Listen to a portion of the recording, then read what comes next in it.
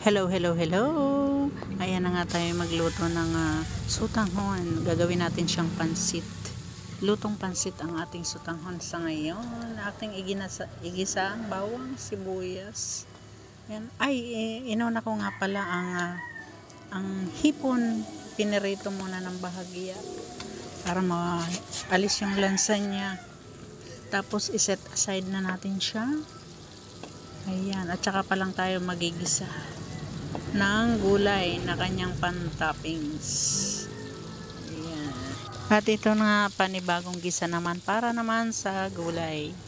Ayan, gigisa ulit tayo ng panibago. Ayan, igisa natin ang gulay at dapat naka-half cook lang para naman masarap ang ating topping sa ating pansit. Inuna ko nga pala ang carrots kasi ito ang matagal maluto. At next natin ang repolyo. Ayan, konting halo lang, okay na yan, basta mainitan lang. At yan naman pwede mong kainin kahit hilaw. Ayan, iset aside na natin at maya maya ilagay natin kapag luto na ang pansit. Ayan, mag-isa tayo ng panibago para sa sabaw. Sa sabaw naman ang pansit. Ayan, ilagyan nga natin yan ng celery or celery para pampatanggal ng lansa. Ayan, tansyahin lang po natin ang tubig kung gaano karami ang ating lulutuin, kung ilang kilo.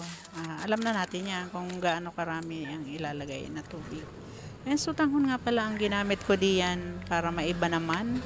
Ayan, nanawa na sa bihon or kanton, kaya maiba naman sutanghon naman. Ayan, ilagay na natin ng toppings na hipon, tsaka yung gulay ilagay na rin natin para magmix na siya. Ayan, ganyan lang po kadali magluto ng pansit.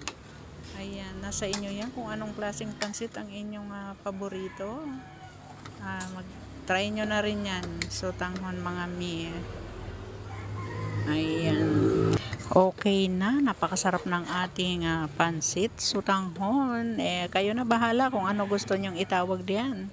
Kasi yan lang ang alam ko, pansit.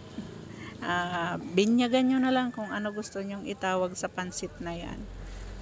Sutanghon ang ginamit natin. Pero masarap yan.